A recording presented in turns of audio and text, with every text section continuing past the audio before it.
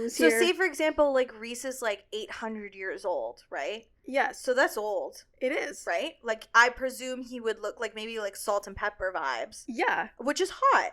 He'll still be a hot older if he's guy. 800, Feyre will be 300, and she'll still look like a baby. And then they're going to go out to dinner, and he's going to get mistaken for her dad. This is truly what keeps me up at night.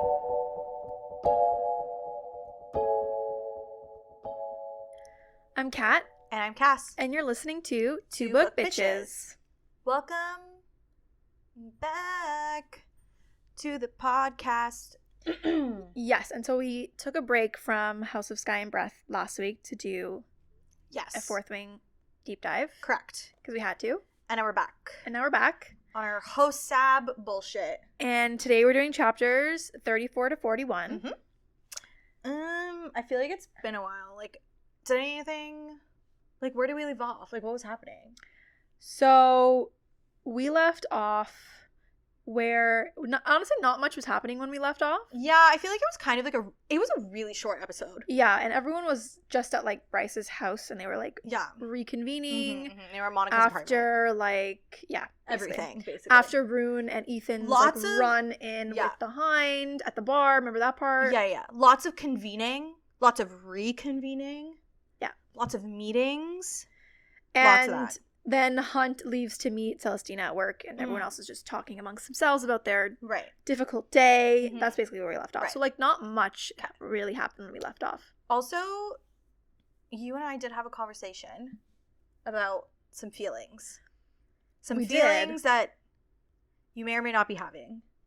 Yeah, I mean, like, maybe unpopular opinion. Okay. But I'm in a bit, just a little bit. Just not like a huge. Smidge. But just a bit of a like my hating era. You're in your hater era for this book right now. Specifically just because, like, I don't know, I'm finding it a little bit, like, okay, so it's, for me, it's my first time going through this, like, reading the book. And I'm finding, especially, like, at this point in the book, a little bit hard to get through. Because I'm just a little bit... You can say it. Bored. She's a little bored. Just a little. Like, I know I'm sure it will pick up. And things will start getting a little bit, like, crazy and everything. But, like, at this time, it's just a little bit... I mean... boring. To be completely transparent, I think in the midsection of this book, I also was kind of just, like, reading to get through it. But see, that sometimes I find that's like a problem, because then you end up like missing. You end up just like DNFing the book before you even get to the part that you were waiting to get to, because it's just too much middle section where you're just getting too bored. Yeah. And that's me right now. Yeah. You know what, though? It's just one of those books that clearly we're at a portion that, like, very heavily requires like setup and, like, lots of backstory for something that's, like, something big that, like, you feel like is gonna happen. Yeah, because, like, in the next episode, I think specifically I start to get more interested because things start to pick up a bit. But, like, this specific episode, it was kind of like, I don't care. I will say some of the events in this part do set up some interesting things. Yeah, like, as the chapters went on, I was getting a bit more and you were okay interested, but at the beginning I was kind of like, no, and I completely get that, because I feel like I said, when I was reading this book, I feel like I was kind of the same. But if I feel there's a part to it that has to do with the fact that, like, each chapter, like, jumps back and forth between different POVs. And so, like, it will be one section, and then there'll be a little cliffhanger within the same chapter, and then it will go to another character, and then it will switch to another character, and then it will pick up from that cliffhanger from the previous chapter. Like, it's a little bit too much moving around. I have a hard time keeping up sometimes when the chapters are like that. Like, for example, like, it'll be a little cliffhanger, and it'll be, like, a high stakes cliffhanger, and then we'll go to a scene that's, like, doesn't matter, really chill, or doesn't really matter to me. Yeah, and then I'll forget what the cliffhanger was. I'll be like, wait, where were we? And then, like, I'll go back, and I'm like, wait, I can't remember. And then I'll literally, like, flip backwards and be like, oh, yeah, that's right. Like, they were running for their lives. And then we flip to a scene in Bryce's apartment where everyone is chilling. Like, so I get what you're saying. And, like, personally, I don't mind a multiple POV book. Me either. But I need an entire, I prefer a chapter. Like, just stick to the one chapter on Rune's story, and then switch to the next chapter to Bryce, and then I'm totally okay with multiple POV. I guess it's done to, like, up the ante in a sense, or like keep the suspense, or like you feel like you're on the edge of your seat. I thought more that she's just letting you know that, well, this is what someone else is going through at the exact same time. This is what's happening somewhere else. Well, can't you just say something like, while Hunt and Bryce are running for their life, meanwhile. Yeah, no, listen. I feel like this is a little bit Sunball. I feel like this is a little bit my gripe with the story right now, and that's why I'm just maybe finding it a little bit hard. Because it will be this very interesting moment, and I want to know what happens, and then it switches to Ethan sitting on the couch watching like Sunball. Okay, I also have a question for you, and I'm just curious. Like, it just popped in my head now. Do you care about all the characters? I would say I care about more characters than other characters. No, that's fine. I agree with you. I'm just saying, like there's also some parts where, like, I find myself, like, really skimming. Like, I'm not going to lie to you. Tell me who your skim is, and I'll tell you who mine is. It's Therion for me. I don't really care about his plot with the River Queen. Nope. Couldn't give a shit. Nope. No. I like Therion as part of the gang. Me too. I love him in an ensemble. Yes. But, like, his own... I don't think he needs his own POV. You know? Like, I just don't care. I just find myself skimming his parts. Obviously, like, I'm going to read Bryce's parts. I'm going to read Hunt's parts. Rune, love.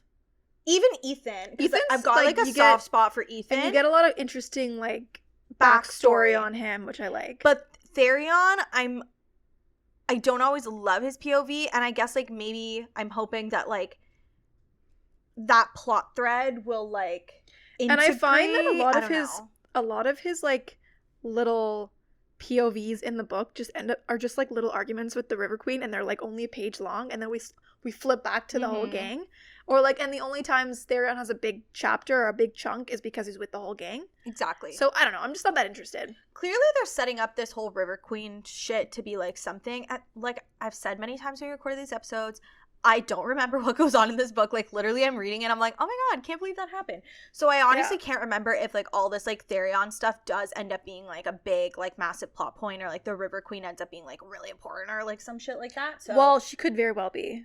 Especially this whole war against the Asteri, right? Yeah. And I mean, we did talk about the whole, like, naming thing, and I'm still on, like, the little bit of a train where, like, they don't tell you, like, the River Queen's name or her daughter's name because it has some sort of role to play in, like, the bigger plot story, maybe.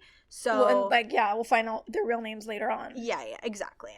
But yeah, I get your gripe, and I agree with the multiple POV within chapters. I feel like sometimes it just, like, gives me a little bit of whiplash. Yeah. 100%. Okay. Needless to say, spoilers ahead. So if you haven't read these chapters, turn back now. Or don't, because we're not your moms. And we can tell you what to do. So this part starts off right from where Hunt is showing up for Ephraim and Celestina's first meeting after the, like, arranged marriage is announced. And, like, it's, like, super fucking awkward. Like dodged kisses, like, hello, my friend awkward. Because, like, and I don't know if I'm wrong, like, you can tell me if you agree or not. The vibe I get just from this first meeting, like, notwithstanding, like, everything else that happens after, like, I think Ephraim is maybe a little more into the idea than Celestina is. Yeah, I did get that vibe. Yeah, like, he's like, oh, nice, my wife is hot. Exactly. Like he comes in and she's literally like, hello, my friend, and he, like, goes to kiss her and she kind of, like, dodges it, and it's, like, awkward. It's really, really awkward, and it's very uncomfy. Imagine, like, saying, like, you know, this is your fiance. Hello, my friend. I literally like, calling your fiance friend. Interesting. I would be so annoyed. Yeah. I would be like, what? It's like, has your husband ever called you, like, buddy by mistake? Thomas or, like, dude, and you're like, excuse me? Thomas literally calls me bro all the time. All the time. And I mean, to be fair, like, I also call him bro, so I don't know. It's like obviously, like, he's my friend, but he's not, like, just my friend, like, you know? Yeah, I'm not calling him friend. Yeah. But we used to have this joke when we were, like, dating a little bit earlier on, and we would always, like, joke that we were, like, just friends. Meanwhile, we had been together for, like, 7 years. I do remember that joke. Yeah. But it was just friends. That's funny. Just friends. That's it. But no, it's like this meeting is, like, so entirely awkward. It's crazy. The Harpy and the Hind have come with Ephraim as well. They're, like, a little delegate. And okay, I don't know if I'm just stupid or just like not remembering. Was this wasn't like a full-blown party. This was just like a very small gathering, right? Yeah, like just the people that like work for the Oh, two, okay, like okay. for like Ephraim's work colleagues and like Celestina's work colleagues. Yeah, she's like, let's bring our triaries and get That's together. what I was. That's what I was. Okay. That's picturing. what I'm picturing like a little like a workplace, like a little charcuterie spread, like a little lunch and learn. Literally at work. Okay, they're doing this. Okay. I okay. Then I was picturing the right thing. So yes, it's super awkward, and obviously Hunt notices that it's awkward, and he takes a moment to wonder if Celestina even prefers males or if the Asteri considered her experiences before throwing her like into bed with Ephraim. But he settles on like, to be honest, they probably didn't consider shit. No, like, they just told her this is what's happening. Exactly. They were just like, hey, this is what's gonna happen.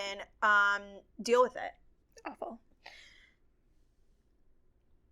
Do you get the vibe from Celestina that she may not like the boys? I don't think so. I mean, I don't think I really think about her that much. Because I'm not gonna lie, like, again, I don't remember what happens with Celestina, like, at all. Like, she's so suspicious. I still don't, I can't figure her out. I know, I don't know if I like her any. I don't know. I'm so conflicted with her. I honestly don't think about her that much. Like, I don't think of her beyond what she does in the book. You think of her when she's on page, and like, that's it. So, like, okay. I don't even think about... Got you. Who she likes, who she doesn't. Like, I don't know. Okay. Fair enough. So, right. To be honest, I kind of got a feeling that she liked Hunt a little bit too much. Oh. Like, I don't know. She's a little bit too obsessed with Hunt. She's just, like, she's constantly checking on him. Yeah, but also, like, very interested in his opinion and stuff. Which like, could be for a totally different reason. Because, again, I have no idea where her story's taking us. No, you know what? That's so true. Because the only way that No, I'm kidding. I'm not going to make that joke. Because, like, the only way I would care about a guy's opinion is if I like them. I honestly have no idea. But that was a little bit the kind of vibe I was getting maybe a little. Like, I don't know. Maybe she wants to be, like, work husband and work wife. Yeah, she's just a little bit too invested in him. Like, I don't know. But that's why I'm not sure about her whole, like, MO. Because, like, is she doing it because she has, like, ulterior motives? Or is she just, like, is she just trying to be a nice person? Like, I feel like as are we just so used to Micah that, like... I don't know. But, like, I feel like I'm so used... Or I've somewhat figured out some of the other characters who might be a little bit ambiguous right now. I'm kind of like, okay, this for sure is this. Right. Whereas her, I have no idea. Where you're like, I don't really know what's going on. I don't know what side she's on. Is she good? Is she morally gray? Like, right. Is she just a nice person on the wrong side? Like, I don't know. Yeah, like, what's going on? I have no idea. Okay, I feel that. So we get one of our little mid-chapter character switches. So now we're with Bryce, Ethan, Therion, and Hunt. And Bryce is telling them about, like, what happened at the Bone Quarter. And Ethan is desperate to know if Connor is still... Oh, you want to come up, girlfriend? Come. And Ethan is desperate to know if Connor is still in the Bone Quarter or if they got rid of his soul to become Second Light, because that was something we learned in the last part. It's like this place where the souls are supposed to eternally rest, like, they're not eternally resting there. That's such a letdown. Can you imagine? Just like, you think you're gonna spend eternity, like, chilling with your friends. No, we just recycle, reuse. Reduce, reuse, recycle. Yeah, your energy. I mean, I get it, but, like, so weird. So Bryce is like, listen, don't worry, we're gonna figure it out. We'll figure out a way to help them, like, blah, blah, blah, blah, blah. Mind you, as they're, like, chatting, someone is, like, knocking on the door, like, incessantly, like, over and over and over again. So finally, when they're done this little, like, convo, Bryce is like, oh, guess I have to go get the door. So she gets up, opens the door, and Sabine steps in and immediately chokes Bryce and calls Bryce a cunt. Which is very rude. It's so rude.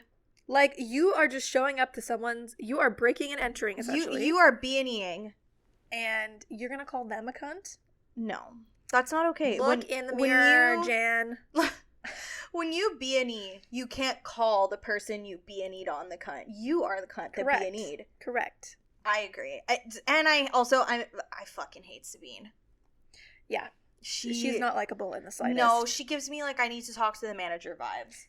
She's a Karen, if you will. If you will. So sorry no to all hate the to people. Karens. I was going to say, it's just... I know many nice Karens, so... It's just unfortunate that, like, the name is just... That's what we've turned it into? It's become synonymous with, like, I need to talk to the manager. I think there was some, like, stat where there was, like, literally the past year or two, no children were born with the name Karen. I mean, like, I wouldn't.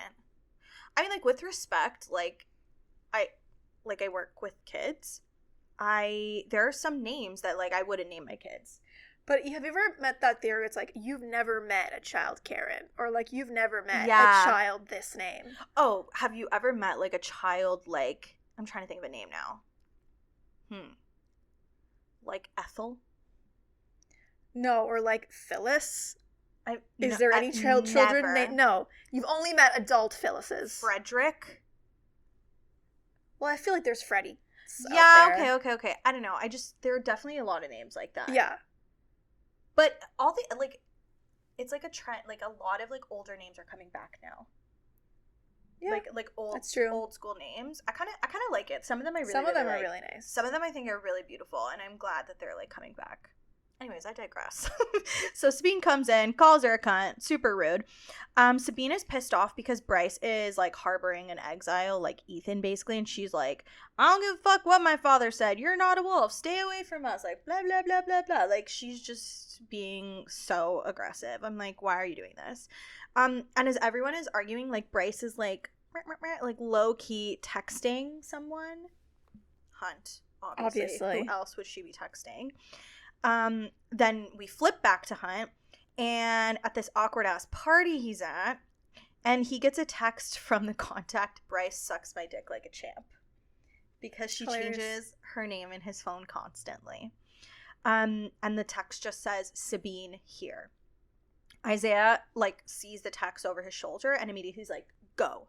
Like, do you need backup? Like, whatever. And Hunt is like, no, like, I don't know what the sitch is. Like, I'm just gonna go by myself. So Hunt is, like, casually trying to, like, walk off the ledge of this, like, room. Like, he's, like, backing towards the door, and I guess there's, like, a landing, like, platform. He's gonna, like, jump off, like, the building. No, but it's because he doesn't, like, jump off because he doesn't want to draw attention to himself. He literally just, like, steps off the ledge. So he, like, falls back. Falls aimlessly. Yeah, what's that? What's that, like, you know in Aladdin?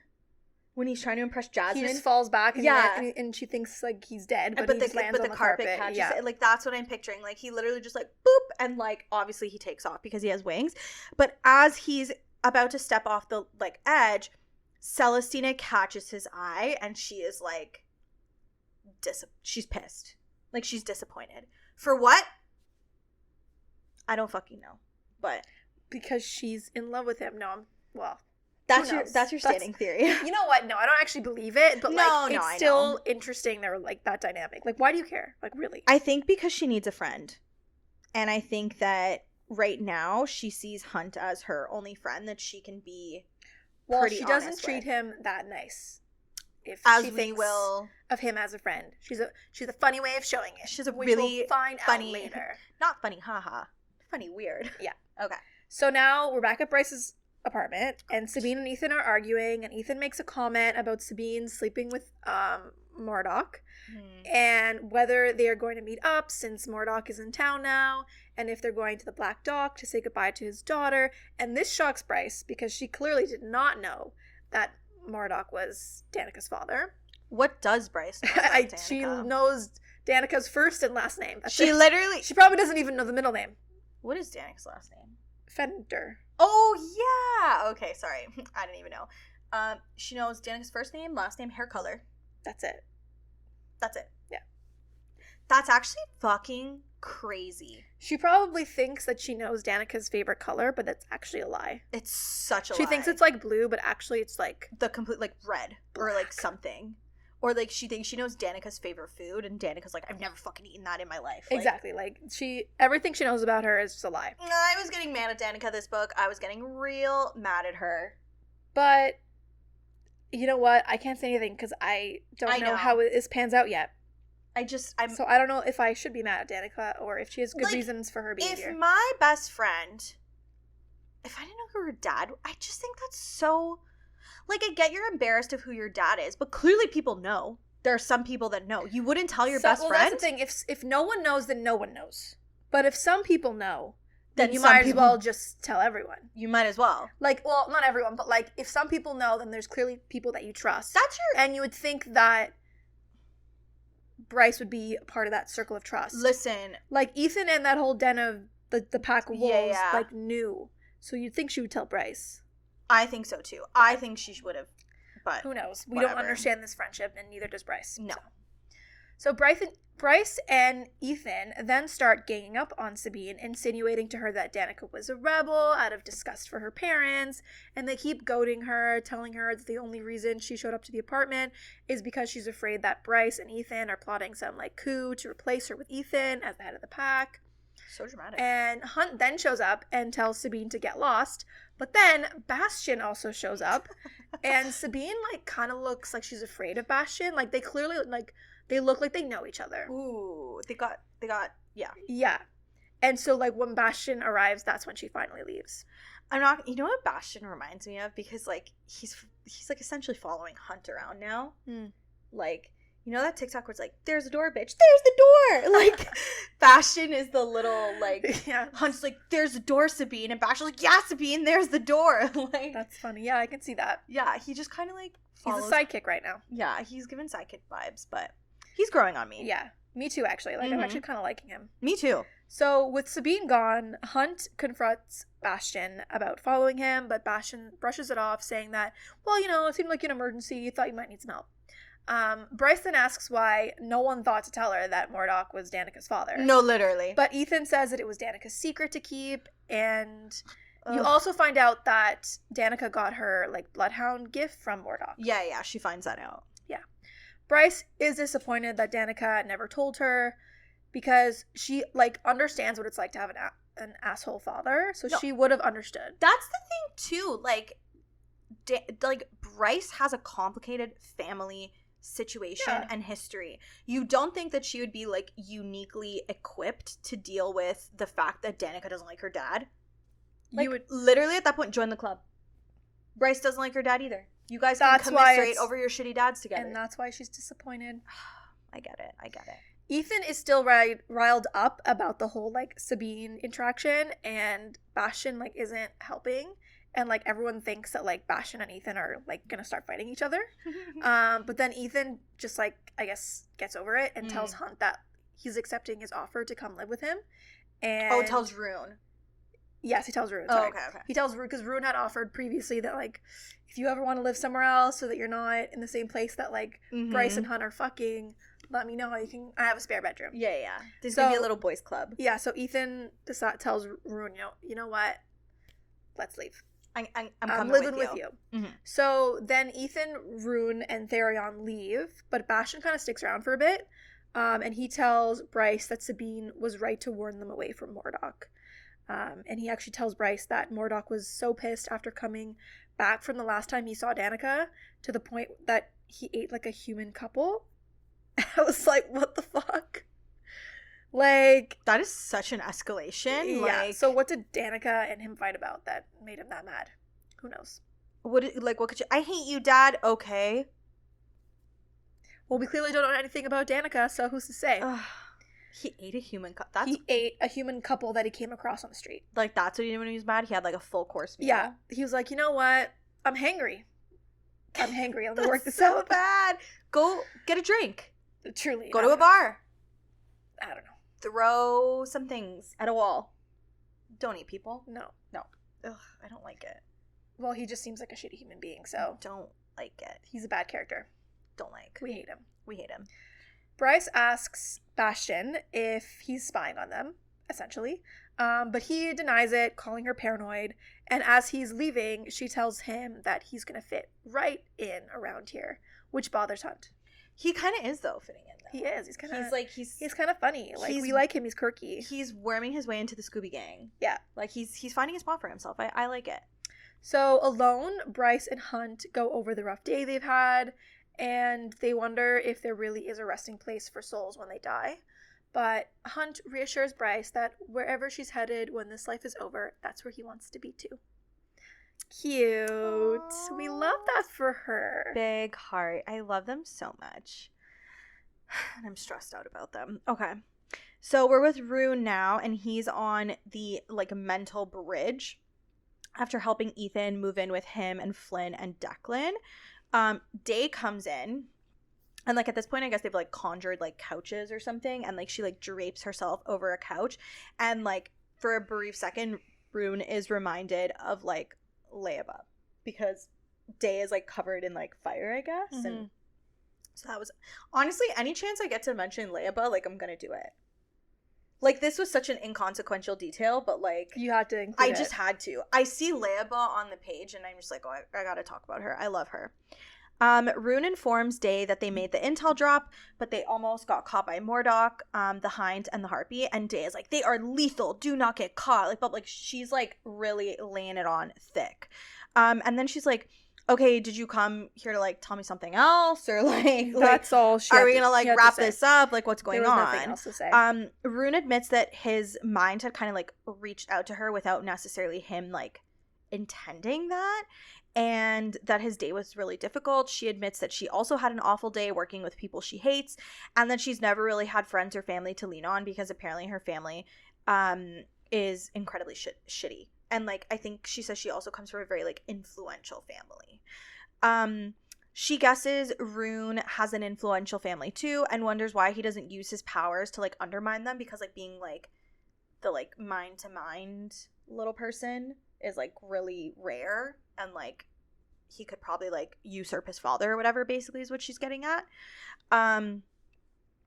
She says that, like, Rune is the first person she's talked to normally in a really long time. And he kind of, like, I don't know, they get a little flirty. And he tells her, like, oh, like, you should visit me one day and I'll show you, like, a good, like, normal time kind of thing. And then he, like, makes this comment about, like, they'll go grab a beer. And she's like, I've never had beer, only wine. Like, and I'm like, bougie. Bouge. She's, like, lived a very different life than he has. They seem to remember, like, who they are and what they're here for. And then they get, like, a little awkward. And then Day reminds him of, like, the mission in the spine and, like, to not forget to fuck up, like, all those, like, mech suits. And then we flip to Ethan in the same, like, house, and he's reminiscing about living with his, like, brother and his friends, because the Fae house, like, reminds him of their dynamic. Like, it's just, like, a bunch of boys doing, like, boy stuff together in, like, a boy house, in, like, the Mojo Dojo Casa house. Like, he was like, yeah, they have, like, old mismatched furniture and stain on the walls, and I'm like, that doesn't sound like a good time. Cute. Like, personally, to me. I guess it's better than his previous arrangements. Yeah, that's true. That's true. So he decides to take a walk down to the Istros, intending to reach Therion by, like, Otter. And, like, as he's waiting, he's sitting on a bench sipping iced coffee, doing some more reminiscing, specifically about Bryce. Because what do we find out? What do we find out, Kat? Ethan had a crush on Bryce. And basically, like, wanted to marry. Say it louder for the people in the back. Remember when I was like... He was in love with her. Okay, Cassandra was right. Her. Yeah. I don't like when I have to admit that Cass is right, okay? But she was. But you know what? It's a little bit unfair because you have read this book before. I have, maybe. And you were saying to me that, like, oh, Ethan had a crush on Bryce. And I'm like, I don't really get that vibe. But you're like, but I get that vibe. And listen, this was the first time I read this chapter. So maybe you're cheating. Maybe I'm not. Maybe it was in my subconscious. No, you knew. But I'm not gonna lie, I this. totally didn't remember this part. I don't buy it. She doesn't buy it, but I swear. So he kind of, like, talks about the first time they had met, and he, like, at one point thought they were mates because of, like, the tug he felt in his gut. And I'm like, maybe that was, like, indigestion. Like, I was interested by this too, and I'm kind of like, maybe there's other kinds of bonds that Fae can have with each other. Like Fae and wolves? Because he's a wolf. Okay, Veneer then. Oh, okay, Veneer, yeah. Like, maybe it's not just... like, romantic. Yeah. Maybe it's, like, we're meant to be together in this life, but as, like, friends or, like...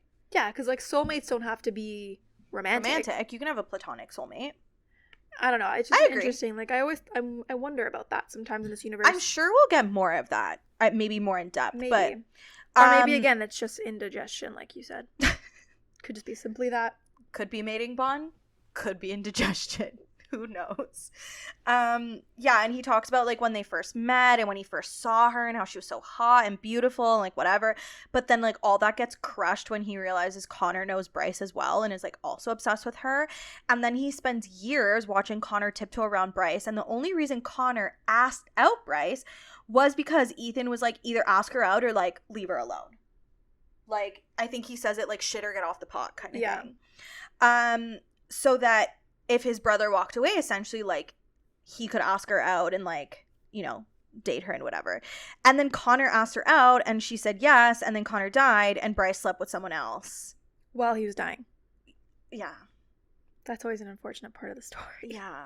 Sometimes I just... Tune it out. Yeah. And like this is so sad because he's so sweet. Like he literally thought like he was gonna marry Bryce, have babies with her. Like he was like thinking about like, oh, they'd spend like Christmas. I mean, listen, he met her for like 3.2 seconds and then was envisioning this whole life together. Like he needed to maybe, but he felt the indigestion and like he needed to get a grip. BFFR. Like, be fucking for real. Like, be so fucking for real. But I don't know. I thought it was, what, you've never seen someone and then just been like immediately, you know what? What, love at first sight? Is that what we're saying this is? Yeah. Okay. Maybe it was a little like love at first sight. Maybe like, especially because he was young, I think, at this point. Like, he was like, he must maybe even not in university yet. Or like his first year or something. I don't know. Maybe. I don't know. You're right. Could be. But I still like Ethan, so like he's cute. And I think that's where a lot of my feelings are coming from with this whole like excusing the first love thing, because like I have a really big soft spot for Ethan. Yeah. Like I think he's really sweet and I feel bad about him and his brother. And I need him. I simply need him to have a happy ending. Otherwise I would personally write Sarah a very angry letter, which she will not read, so it's okay. No, but it'll make me feel better, and that's all that matters. That's all that matters. Yeah, so hit me in my feels. Therion finally shows up, and Ethan is like, take me to the bone quarter, because I guess he wants to like fucking, what was he gonna do, interrogate the king, like the like, did you not just hear about the shitty time that Bryce and Hunt had there? No, he was want to go back where the shepherd, they just freshly killed the shepherd or whatever it was the called? dog thing? Yeah, and like no. The Reapers. Again, Ethan, BFFR. BFFR. Yeah, but this is like young male testosterone at play right here. This is like, what do men have? The audacity. Always. That is this. Like, he has the audacity right now. He's like, I've got no plan, no prospects. I'm 27. I'm 27 years old. 27 years old. And he was going to run headfirst there. But Therion is like, slow your fucking roll. Like, that's not what we're going to do right now. Instead, they're going to go see the Mystics. Which, like, we haven't come into contact with Mystics before. I don't think, like, so we've come into contact with an Oracle. So we've heard about the Oracle. Exactly. Maybe we've, like, heard of a mystic, but we have not met and or interacted with a mystic. Okay, because that until this point, kind of creepy. Oh, which we'll get there. Yeah. So now we're back with Bryce, and she's in a dance class with Juniper, and Juniper tells Bryce that they have promoted someone else to principal at the CCB, but that she still wants to stick around. She wants to stick it out until the CCB basically is forced to promote her because, you know, she loves what she's doing. This makes me so sad. But Bryce feels bad for Juniper because, you know, she thinks she's like the perfect dancer and somehow this is still not enough. And you find out that Juniper is basically paying the consequences of telling a bunch of like rich jerks that they were like elitist monsters last spring during the war, I guess. Oh yeah, because didn't they want to like close the doors or something like that? Yeah, and Juniper was like, step what up. The fuck, yeah. But like these rich people, they don't donate all this money to the ballet, and so the ballet is kind of punishing her for that, and almost trying to like force her to quit so they don't have to fire her, almost in a way. Bureaucracy. Yeah. But in comes Bryce, and so after the class is over, Bryce decides to take matters into her own hands and calls the director of the CCB, hoping to use her princess status to help Juniper. Which we see if that works for the best. But yeah. We then switch to Hunt, who is working out at the Comitium. But he gets interrupted by the Harpy, who tells him that Celestina is looking for him. The Harpy escorts him, warning him that he's in trouble for disappearing last night. And then once alone in Celestina's office, Celestina chastises Hunt for leaving her alone during her engagement celebration with Ephraim, and says that as punishment, she wants him to stay in the barracks for the next 2 weeks. And I'm like, this is given child on timeout. This is given, like, prisoner, not employee. Like, I don't know. Like, it honestly, this kind of pisses me off. It's giving those workplaces that, like, call, like, we're family. Like, no. This is why I'm kind of like, I don't understand why she got so upset, and that to the point where she's like, you have to stay here with me for the next 2 weeks. Like, are you mad? Like, are you jealous that he had to go help Bryce? Like, I don't know. Like, this man came in on his day off. You gotta add that part. He's not even getting paid. He's not even getting paid to be there to celebrate this fake-ass betrothal. Right. And then left early to help his mate, who was somewhat in trouble. And then you're treating him basically like a criminal. Like, what did he do? Instead of an employee. Because you're mad? I don't know. Question mark? Like, she's, like, I still, like, I don't know. I lost a little bit of respect for her. And I don't like that, but, like, because she made this entire big deal at the beginning, like, you don't have to live here, like, you could do what you want, like, blah, blah, you guys aren't prisoners, like, you know, Hunt doesn't even have to work for them. This is what I also don't understand. I'm like, I would be like, ma'am, okay, I quit. Like, what? Like, I'm not saying here's my 2 weeks notice, like, babe. He doesn't owe anyone, like, he doesn't owe any of these people anything at this point. Yeah, I don't understand what the, like, what the motivation behind this was. A part of me was wondering if maybe she, like, felt pressured by, like, Ephraim, who was telling her that this is how she has to, like, punish her employees or something. But, like, I don't know. But either couldn't way, they just be like, it was an emergency? Like, well, he says that, but he doesn't feel like he can give her details. So he just says, like, yeah, it was something to do with Bryce. Like, he doesn't tell her any of the details about what happened, which I feel like maybe if he did, maybe we should understand, but he, I guess, wants he doesn't, to keep like, his privacy. Yeah, so he doesn't tell her anything, and then that just makes it worse. I don't like this form of punishment. It's giving, like, detention. Yeah. Like, timeout. Like, what do you mean I have to stay here? What are you gonna do? Fly away. But, like, also, why do you want me to stay here? Like, do you want to fuck me? Like, is that what you're telling me? I would have whipped that out so fast. Like, I would have gotten HR involved. I would have been like, what do you mean I have to stay here? So, it was just, this is when I started questioning Celestina. Like, do I like Celestina? And I was like, what side are you on, bitch? Yeah, like, what is your MO? Like, what is happening? I don't like it. I don't like it. No, I don't. So, when Hunt leaves Celestina's office, the Hind is waiting there for him, and she starts asking him questions about his friends, specifically Ruin, Ethan, and Therion, and says that an angel, wolf, fey prince, a mare, and a half-human fey are an unusual group to be hanging out together, and that whatever is going on, she's going to find out one way or another. She's never heard of a diverse friend group before? Like, I guess not. She's just used to hanging out with monsters, so. Ooh, her only friend is, like, the Harpy. That's it. Not even. And Pollux. Ew. Who was supposedly her boyfriend. Nasty. Disgusting. Gross. Break up. Break up with your boyfriend. Yeah. 'Cause I'm bored. Okay. So, we are with Bryce. And Bryce is with Ethan and Therion. Oh my god, I don't know why I forgot his name for like a hot second. Because that's how much we care about him. No, literally. I was like, what's that guy's name again? Who is that again? Who is it? I don't remember. I don't recall. So yeah, they're on their way to see the Mystics. She got roped into going, but she thinks it's like a stupid idea to go see the Mystics. But she's like, honestly, whatever. I'm just ready to get this entire situation over with. Let's get the show on the road.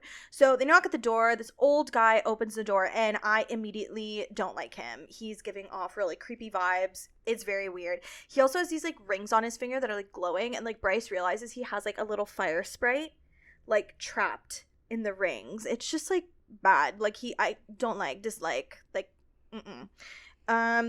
He takes them inside and shows them the Mystics, and like, I don't know, it's kind of fucked up. This was like a really weird thing for me to have to picture. Yeah. And I wasn't really sure what I was thinking in my head. Okay, so this is how they describe it.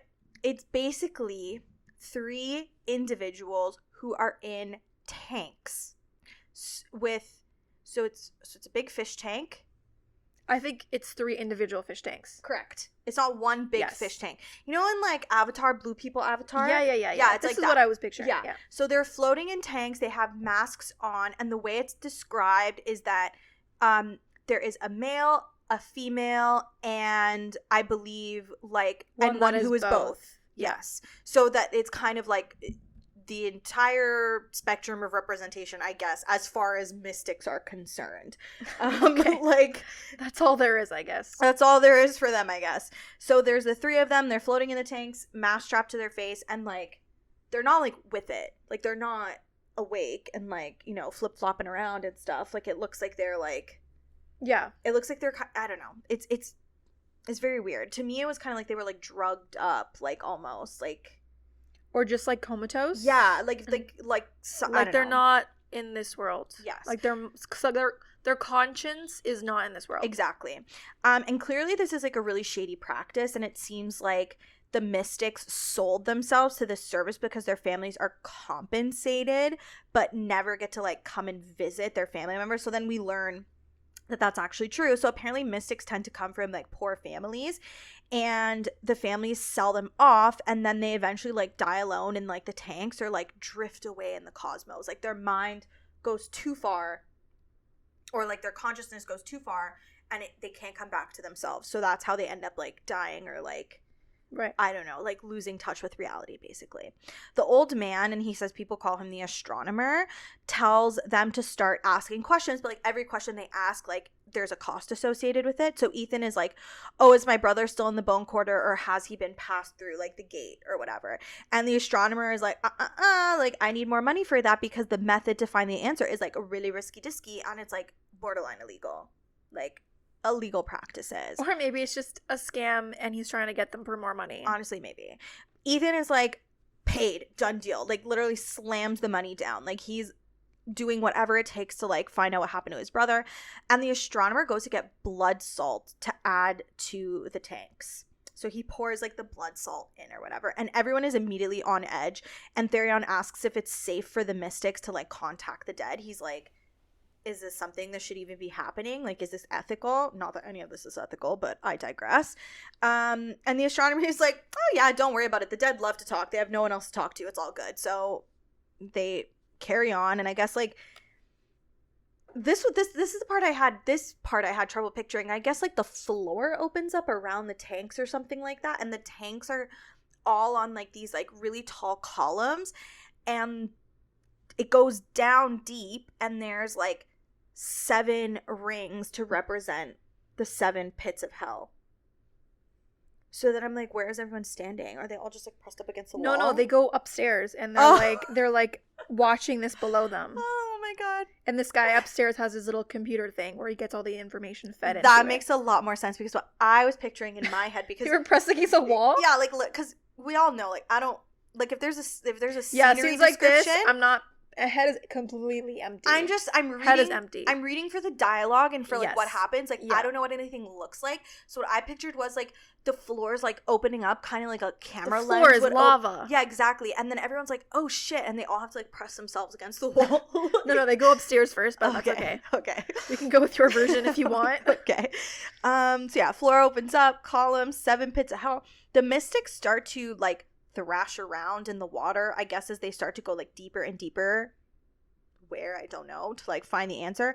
But then like the room starts like getting real cold, like I don't know, some shit starts happening. It's really weird. The astronomer also tells them at this point that the mystics were the ones to make the first star maps in the Eternal City. And I filed this away because I feel like this is going to come up again. I don't know, it just seemed important to me. Well, I'm glad you brought this up, because it's something I totally would not care to remember. It was one of those things where it was like, it was such like a little thing, and he was like, oh yeah, did you know that they were the first ones to like they traveled farther than anyone through the cosmos and talked to creatures we can't even imagine and fathom. And I was like, I'm gonna save this piece of information for later. Exactly. So then the male mystic starts to react like really oddly, like he's thrashing, his like lips are turning blue, like because apparently as the astronomer tells us, he is deep in hell. Which everyone is like, why the fuck is he going, like, is Connor in hell? Like what's going on? So the way it works is that the mystics speak to whoever is there when they like reach their destination, and like then they repeat back like all the words, and the machine that the astronomer uses transcribes like the brainwaves into like speech. So you're essentially like eavesdropping on the conversation between the mystic and whoever they have. You're a fly on the wall. Exactly. So when he gets down there, the mystic is talking to another male, and the male reveals that no wolves have walked here, and like Connor is not here. And the astronomer thinks it's weird that they were drawn to hell if Connor isn't there. He's like, what the fuck? Like, that's an interesting little turn of events. The male in hell says that his name is Thanatos, and he is the prince of the ravine. So we're talking to one of the princes of hell here. Yikes. So he starts to ask, like, who sent the mystic, etc., da-da-da. And then all of a sudden he's like, let me see them. And the mystic's eyes, like, in the tank, like, fly open. Creepy. So, I hate scenes in movies where someone's eyes are closed and they're like, shoo. That's how Twilight ends. Breaking Dawn Part 1. I knew you were going to say. The second I said the eye-opening thing, I was like, I saw the look on Kat's face, and I was like, she's going to mention Twilight for sure. There's always a reason to mention Twilight, right? There's always a reason. It always comes back to Twilight, like we always used to say. Always. Honestly, though, when I was reading the name Thanatos, I was thinking Thanos. That's exactly what I was picturing. Okay, I was great. picturing, like, big purple thumb. Perfect. We're on the same page. So there's now a hologram of Thanatos on the screen, and he can clearly see them through, like, the mystic's eyes. And he actually recognizes Bryce, saying that she is the one that his brothers speak about. Because I think they've met two brothers other than this guy. Obviously, the white cat, Adis. And Apollyon. Yes. You know, the Napoleon guy? Napoleon. Yeah. They ask Thanatos if Connor's soul is in hell, but he says no. And then he tells Bryce that she killed his beloved pet, the shepherd, who would report to him all it heard in the bone quarter. Oh. He tells her that he will answer her questions out of respect for a warrior capable of killing one of his creations, but that he will seek vengeance if they ever meet on the battlefield. Honestly, sounds fair. Let's hope they don't ever meet on the battlefield. No, I hope they don't, but I mean, that's a fair trade. He's like, I respect you, but I will kill you. I mean, you killed the man's dog. But this is a little bit, again, to my point where I'm so confused on what side the princes of hell stand on. That's what I'm saying. He's a tricky guy. Or do some of them stand on opposite sides? Like, are all the seven brothers, they're not all on the same side? I get the feeling that, like, most of the brothers in hell are just opportunistic. So if they can take down the Asteri, they will. And if someone can help them take down the Asteri, that would be great. But I feel like that wouldn't mean that they were, like, necessarily, like, ally. You know what I mean? Right. Like once you've helped them get what they want, they're like, see ya. Chances are you might get fucked. Yeah, too. like, don't call me again. Yeah. Like I'm not doing any favors kind of thing. That's the vibe I get. So he tells them that Connor is still in the bone quarter and that an order was dispatched to leave Connor and the others alone until the usual amount of time has passed. Whatever that means, I couldn't fucking tell you because it's vague as hell. But okay. What is it like? Sure. Until like what is a usual amount of time? Like, we talking days? Like 50 months? years? We're talking years? I don't know. Interesting. So all we know right now is Connor is safe for now. Until the usual time has passed. Yeah, whatever that means. Yeah. Therion then steps in and starts asking questions about Emil, which pisses Bryce off because she's like, well, now if Thanatos didn't know we were looking for him, now he's gonna know. I mean, like, fair. But Thanatos actually says that he's never heard of Emil. He's like, I don't know what the fuck that is. Oh my god, someone who doesn't know about like, the you're wasting family? my time. He actually starts growing tired of all these questions. He's like, you know what? I'm bored. This is enough. I'm done. And then he like attacks the mystic. That's so mean. And the entire room goes dark. And Bryce tells the astronomer to turn the machines off, because or else like Thanatos is gonna kill the mystic. But the man says that if he does that, then the mystic's mind might shatter. And I mean, like, listen, pick your poison, I guess, right? I guess. Shattered mind or just, like, completely dead. Like, I don't know. Which is worse? I don't know. I feel like mind shattered is worse. Like, somebody died at that point. I feel like, yeah, that's true.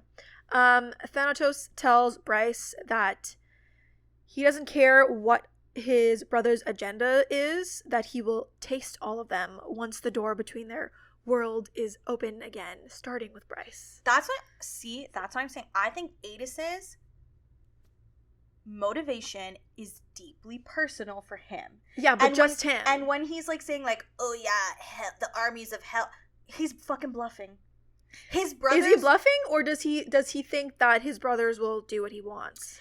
I think maybe he has something on his brothers to make them be like, oh, okay. or like I said, I just think that they're opportunistic, and if Adis were to like pop up and be like, hey guys, like we have a real shot to like kick the Asteri's this is our chance, like his brothers would be like, sick, let's do it. But like possible. that I don't think they have like good intentions with it. Yeah, that's true. You know what I mean? But I think Adis's motivation is like deeply personal for him, right?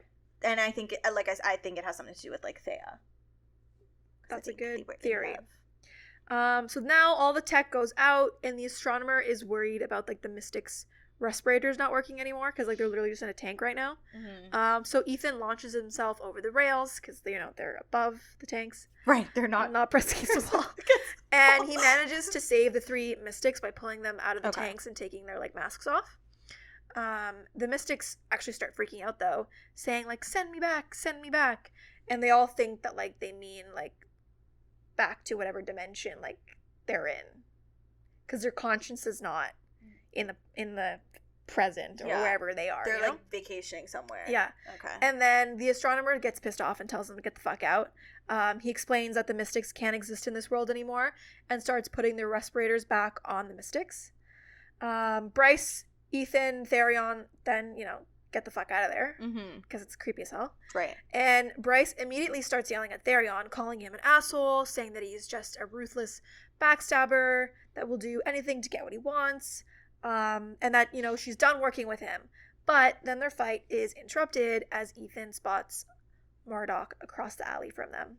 This guy just fucking pops up everywhere. I know, everyone's just stalking each other. Like mind your business. You know what? This place is like a really fucking big city. You're telling me that all the people you don't want to see are always within a street of you? Like, you got Airtags on these people? You have a little notification you get on your phone. It's like, an Airtag is following you. Like, do you not get that? Are you sharing locations on with friends apps or some shit? Did you forget to turn your location off on your, like, Snapchat? So, like, people can see you on the map? But have you ever seen that thing where it's, like, all the people you hate literally live within, like, a 5-kilometer, like, vicinity of you? But it's, like, when you, like... I don't know if anyone ever does it, but when you, like, go somewhere and you're like, God, I really hope I don't see anyone I know. And then the only people you see are the people that you, like, want to avoid. Yeah, and this, like, obviously this doesn't go for, like, everyone I know. Like, there are some people that I would love to see, but then there's some people that are like, oh my God, like, I don't want to do the whole, like, oh my God. How have you been? It's been so long. Because, like, I still talk to the people I still want to talk to, and maybe we're not talking for a reason. True. But yeah, that's how I feel about this. So Marduk starts questioning, like, why they're at a place like this, like, meaning, like, the Mystic's house. And then they're all, like, bantering back and forth for a bit. They're all, like, arguing and shit. Because, like, really, Marduk doesn't have anything on them. He's got nothing. They're not doing, technically, anything illegal. Like, so he can't, like, do anything to them. So, blah, blah, blah, blah, blah. And then Bryce is like, we're leaving. And, like, they all get away without, like, having a major fight. Bryce is like, damn, like, we didn't really find out a lot of information about Emil, like, da-da-da-da, and Theron is like, listen, like, we're not going back there to ask anyways, like, because I guess she kind of, like, wonders, she's like, are you gonna go back and, like, figure out the whole Emil situation? And he's like, no, like, I'm not stepping back there again. And I do think that, like, Bryce and Therion make up. They do. Because they, like, fought, and then... She's like, you're on probation. She's like, you're on probation, and then she's like, send me an otter, and she goes, you have, like, abs, so you're on probation. He's like, I'll send you a picture later, don't show Athalar, like... And she's like, send me a picture of an otter instead. Yeah, or no, send me an otter. Like, literally a physical otter. Yeah. Like, I love their relationship. It's cute. It's cute. This is the only part of Therion's story that I care about. Like, every time he calls Bryce legs, like... Yeah. That's funny. I low-key spoon. So, yeah. They end up all walking away, like Therion leaves, and Ethan decides to go back to Runes as Bryce goes off to mail a postcard to her mom, promising they will find a way to help Connor. So now we're with Hunt, and Isaiah is trying to console him over his time out, but Hunt is like, yeah, 2 weeks isn't that long if you weren't suffering from blue balls. Because he has the bluest of balls. The bluest of balls, because they've agreed that they're not going to wait until solstice. So he was expecting this. I think it was the night of the engagement party. He ended up canceling plans with Bryce because he was going to rent the hotel room and they were going to go. Yeah. So he's like, you know, he's feeling it. He's been waiting. But you know what I want to talk about though? Okay. That happens in this scene, and I just found it really funny reading this chapter. So like Hunt is with Isaiah and they're having like lunch.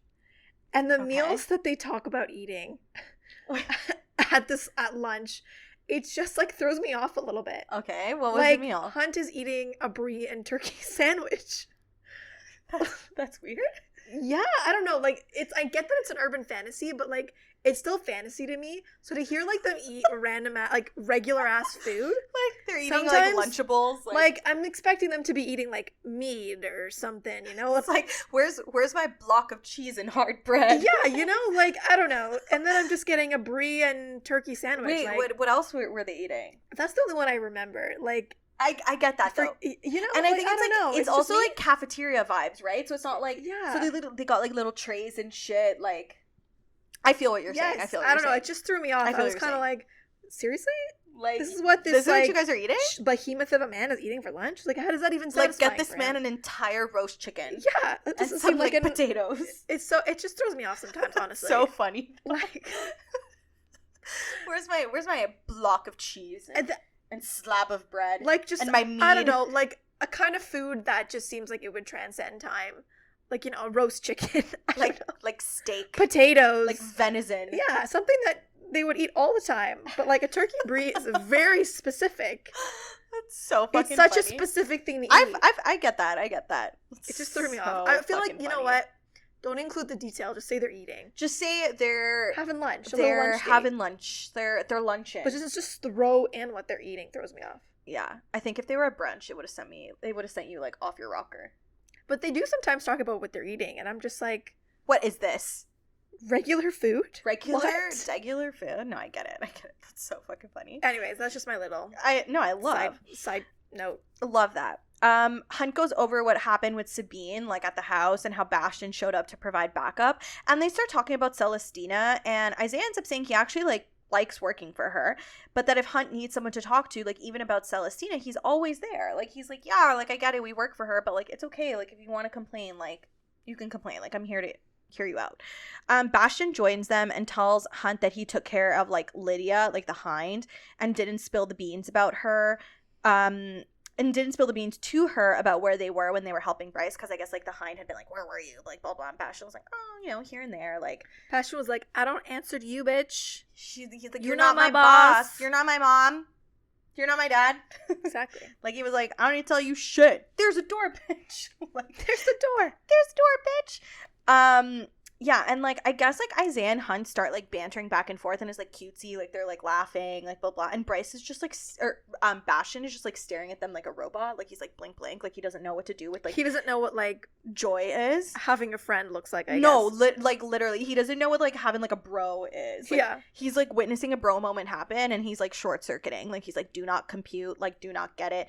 And Isaiah's like, it's okay, bro, like you can laugh, like it's okay to laugh here, like we like, he won't get, you know, yeah, like shit on or whatever. But obviously like the old Sandriel habits die hard, because like, you know, they weren't allowed to experience joy under her rule. Isaiah leaves to go talk to the ox heads, and Bastion is like, oh, Isaiah like was made for the job, right, like as like leader or whatever, and asks Hunt if he has any interest in leading again, to which Hunt responds that it was like too much paperwork. He's like, nah, I don't want to do it. But Bastion is like, TBH, I don't blame you, because the last time you led, things went to shit. So you know what? Too soon. Is it? It's always too soon. It's been like still too soon. Still too soon? Yep. You know I what? know it's been like 200 years, but no. I want to talk about this for a bit. I feel like in fantasy novels, the concept of too soon is really stretched out, because when you live like thousands of years, like 200 years is too soon. It's true. Comparatively. It's true, though. If you're an immortal and you live forever. It's like 200 years ago, like, maybe that was, like, I don't know. That was, like, basically last week.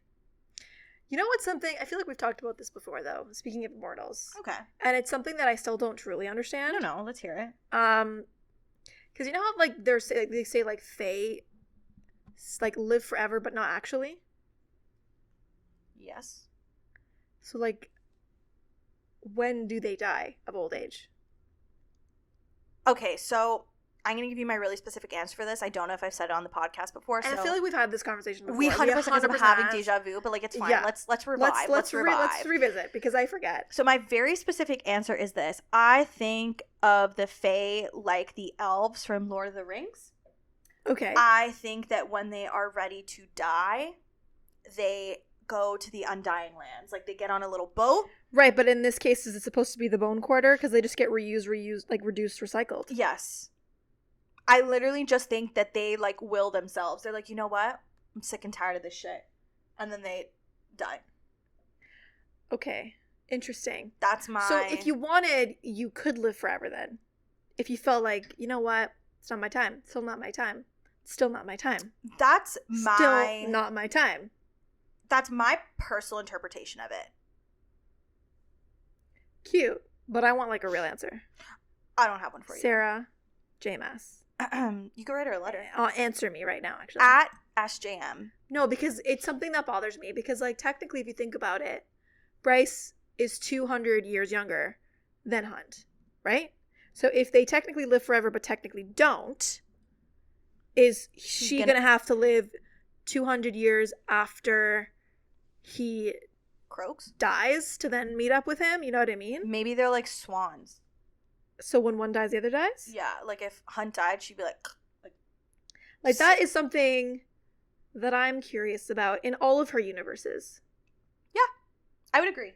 I have that curiosity. And sometimes it's like an intrusive thought. I'll be reading this and I'll remember that he's that much older than her. And I'm like, what does that mean for the long run? I used to do that all the time with ACOTAR. Yeah, like in ACOTAR, he's like 500 years older than her. Yeah, so she's just going to have to like chill for 500 years until she like dies. Which means that technically, like, let's say hypothetically, like, you're done at 1,000. His life is half over. And her life is basically just starting. So she'll have to live half her life without him? Also, hold on. While we're on this train of thought, now I'm having a lot of thoughts here. So hold on. This is such a sidebar. It's fine. I need to talk about this. Okay, go ahead. So in ACOTAR, he's 500 years older than her. Yes. They obviously start to age and look different, right? At some point. We have established because like Eris's dad, like what's his name? Baron? He looks like older. Yeah. So guy. Is Rhys gonna like start to look really old and Feyre's still gonna be like hella fucking young? That's a good point, I never thought of that either. Or are we just saying that like Baron just chose to look older? Like what? No. This is really gonna like okay. So this is not sitting well with me now. We really opened a whole can of worms here. So say for example, like Rhys is like 800 years old, right? Yes. So that's old. It is, right? Like I presume he would look like maybe like Salt and Pepper vibes. Yeah, which is hot. He'll still be a hot older if he's guy. 800, Feyre will be 300, and she'll still look like a baby. And then they're going to go out to dinner, and he's going to get mistaken for her dad. This is truly what keeps me up at night. This is a problem. Yes. We need an answer. And we're never going to get one, because this is one of those things I think will never be addressed in the actual plot. Well, obviously it's like fantasy, right? So we got to suspend disbelief, but I don't want to. I need to know the answers to certain questions. You know what I want? When you write a fantasy novel, this is all the fantasy authors out there. When you write a fantasy novel, I need you to release a companion book that explains the deep intricacies of your fantasy world. Because you know what is another thing that always kind of throws me off about fantasy novels? Tell me. What about the universe? Like the universe at large? Yeah. Like, do you have Pluto? Like are there other planets? Like, are there other galaxies? Or, you know what I mean? Like, do you know that there are other planets? Or are we kind of in the dark ages when, You don't know other planets okay, exist. Okay, so in CC, like in Crescent City, they do know about other planets because they talk about them. Yes. And then in Akatar, they talk about stars. I don't know. But then, like, the other thing is, if there are other planets, are there life on those planets? Can you go to those planets? And then you know what else? Or are you isolated in your universe because you're not technologically advanced to go to the other planets? Okay, but here's my thing. And if there are other planets and the people are alive on those other planets, why don't you go there if you can? You know? And you're and now I'm the cogs are turning and so here's my, and maybe this is like narcissistic of me as a human and living in this day and age, okay? So riddle me this. You live in a fantasy, you got lots of magic. Yeah. Lots of magic. All the magic. You can do so many. You can do basically anything you want. You're telling me you're not developing cars, a vaccine? Well, they have cars in this. No, but I'm talking about like other fantasy novels. Like I guess you're choosing. You have all this magic. Yeah. You have all this magic, and you're choosing to still take a horse and carriage. That's you know, that's like you're not using your magic to expand on your world. And again, maybe that's like a narcissistic point of view because like I'm a human who lives in like this day and age. Like those are what I see as like you don't have electricity, but you have magic. You gotta take a bath because you don't have a shower, like with preheated water from like a fucking urn. You had to hire. You had to heat the water over a fire, and then a before bed you put it came to pour it in your tub. The tub, but you don't have a shower where you can change the temp. But you have all this magic. I don't know. Like some things just don't add up. And this is like thousands of years of history. So you just like you're really loving the medieval times, and you're okay with it. You're like, you know what? I can see where we could take this, but I choose to keep it this way. Was there no desire for like technological or like medical advancement? Like you're But I mean, like, if you have magic, you don't need medicine. You fix it with magic. What do you mean in Akatar? Spoiler, she almost died of a C-section. You know what? That is true. Like, no, they could, because they didn't even know how to do one of those, really. Properly. They didn't know how to do that. I think we're just jumping down a rabbit hole and that we just can't climb out of. I think we gotta end it. We gotta accept that there are things that we will never understand in these universes, and that's okay. Because it's not really relevant to the plot. No, but it's just you want to know. You're right. Like, for these clarity. are the things that like keep me up at night, you know? Yeah, like these are the things that like I'm taking a shower and I'm just like, what are you talking about? Do they have other planets? Why are they eating brie and turkey? What is with the brie and turkey sandwich? Why can they not perform a C-section? Something just don't add up. Something 2 + 2 is not equaling 4 in this equation. No. But my God. Back to where we were before. How did this happen? I don't know. I honestly don't. We were talking about like Bastion not able to laugh because of Sandriel. Bastion not able to experience joy equals what the fuck is going on in this like fantasy novel. Yeah. Okay. But okay, so haha, Bastion cannot laugh. He's like, old habits die hard. Old habits die hard. TBH, I don't blame you because the last time you let things went to shit, things like that, yada yada. So now Bastion and Hunt are leaving. And as they're leaving, 5 angels like clear out of the elevator, like when Hunt and Bastion come in, and it's not because like they need to get off at this floor, it's because I guess they didn't want to ride with like Hunt and Bastion. And Hunt is like, you get used to it. And Bastion is kind of surprised because he thought Hunt was like well liked. He's like, doesn't everyone love you? Like, don't you have friends? Like, what the fuck's going on? Hunt looks over to Bastion's empty room and is like, my life used to be vacant like that. Empty room. Until I met Bryce. And then Bastion seems to get like really sad at this, and Hunt is like, oh my God, he seems like so lonely, like blah blah blah. And then like he says something very genuine, and he goes, you know, I'm sorry that you and Bryce are being kept apart. And he says it like sincerely, like it's not just like, oh, like, see, I'm starting to like Bastion. I know, me too. I feel like there's something else to this guy's poor story. Me too. Bastion starts to like go to his room to start like doing work. He's like, I have reports to fill, blah blah blah. And Hunt is like, want to play video games? And Bastion is like, I've never played a video game before.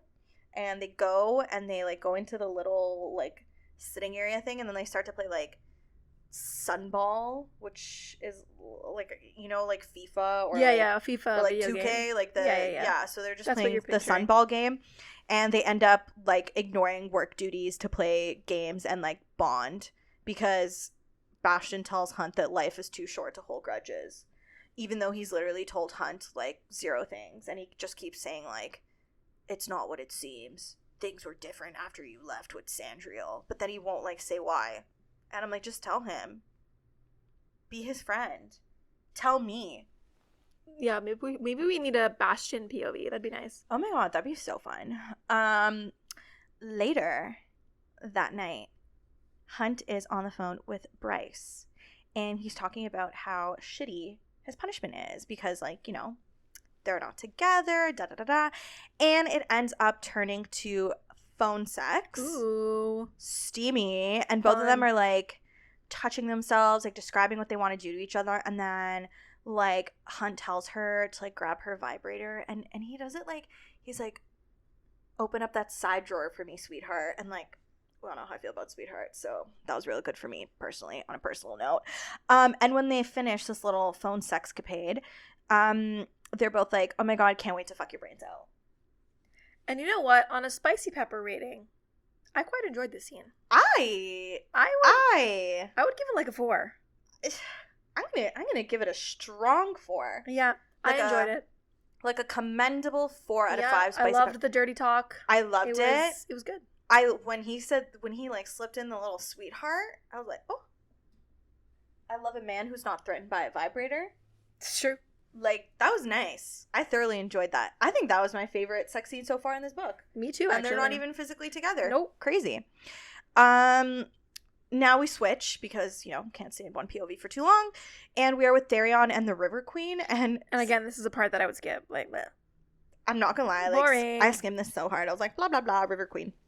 So he's with the River Queen, and he tells her the whole issue with the second light, and she doesn't seem to be fazed. And Therion is like, did she, like, know? Like, I think she does. Yeah. Like, seems like it's common knowledge among, like, the rulers or something. Yeah, exactly. It seems like this is something that, like, the higher-ups know. And she doesn't seem to be fazed, and she says, like, oh, you know, perhaps there is something beyond the second light. And Therion is like, what the fuck is wrong with all you people? Are there any good, like, leaders around here? Like, is there any leader who's, like, a normal person? Who knows? Exactly. So now we actually skip a week. So a week has passed, and Ruin is at the Ox training facility with Cormac, who is trying to train Bryce to use her powers, but Bryce still can't figure out how to teleport or how to use her shadows. And apparently the past week has been very quiet. No news about Emil. No word from Agent Daybright. Just very quiet. It's silent. The training session is actually interrupted by a phone call from Declan that tells Rune that his program has found some footage of Danica at Jessica's gallery that they might want to see. Oh my god. So Declan then meets Rune, Bryce, and Cormac at Monica's apartment. Bryce's condo, obviously. Where they watch the footage. And Bryce is with Danica and Leaba at the old gallery from like 2 months before Danica died in the footage. Mm-hmm. And Bryce and Leaba head upstairs for a moment. And during this time, Danica heads straight to the bookshelf and pulls off a book and opens it and starts like taking pictures of the first few pages. Mm-hmm. She then puts it back just in time as Bryce and Leaba return downstairs. They manage to figure out that the book that Danica was looking at was titled Wolves Through Time, Lineage of the Shifters. It's giving Hogwarts a history. Literally. Like, yeah. Which apparently it's not a published book. So Bryce calls Jessica quickly and asks her about the book. And Jessica immediately knows what she's asking, saying, oh, so you finally did take a look at that footage like I told you to. Jessica tells her that this book is like a history of wolf genealogy, and Bryce is like, well, why do you have a book that way? And Jessica basically says, well, I like to know the history of my enemies. Whatever that means. Know thy enemy. So Bryce then asks Jessica if she could have the book. She's like, I need the book. And Jessica I always want to say Jessica. I know, it's tough. I literally 9 out of 10 times in my head, I'm like, Jessica. And it's like literally one letter in the alphabet apart too. Oh, that's true. So, anyways, Jessica says that she doesn't take demands, and then she hangs up the phone.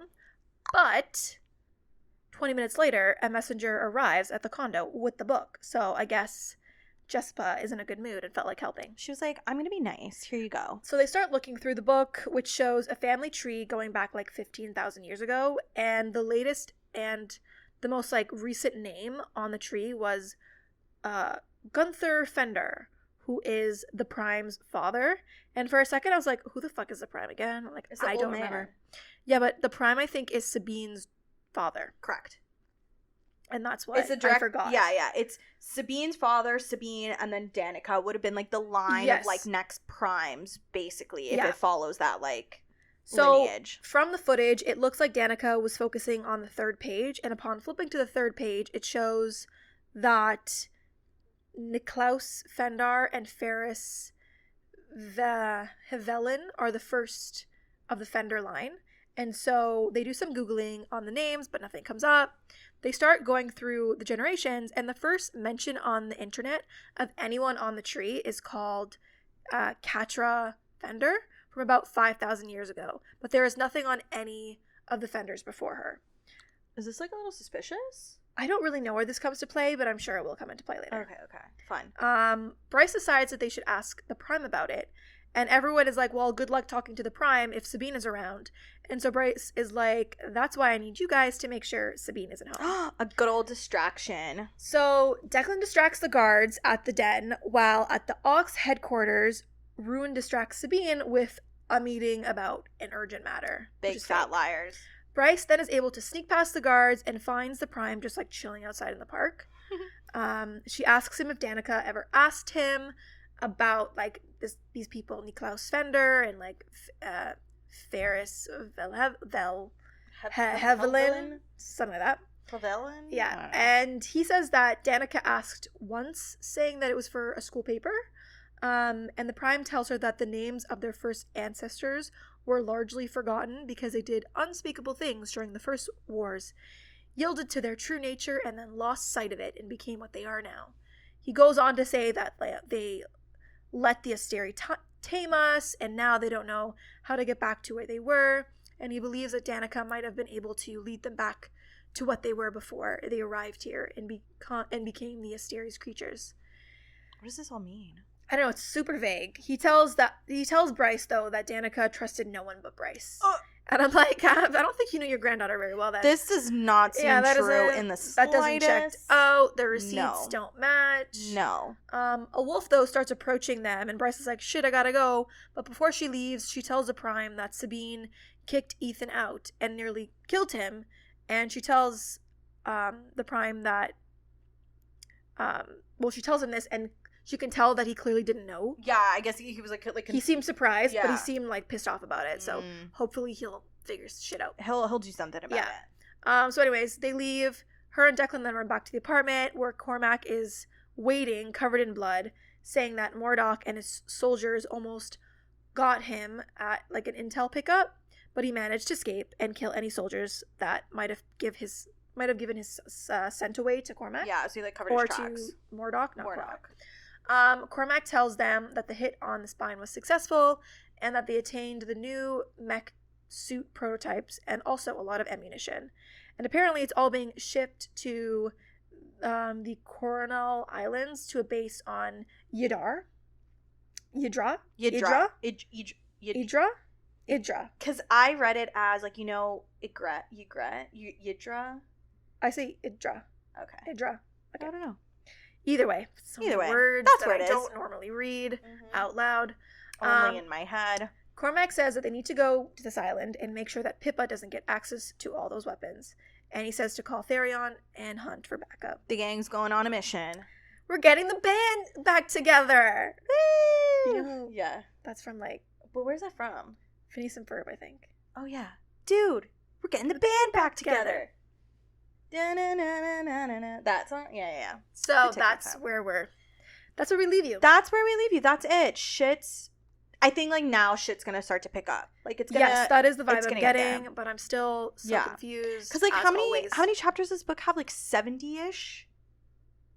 And we're not even. No, we're in the 40s now. We're in the 40s. Yes, we're early getting there. 40s. We're in the early 40s. Still a lot to get through. I mean, thoughts?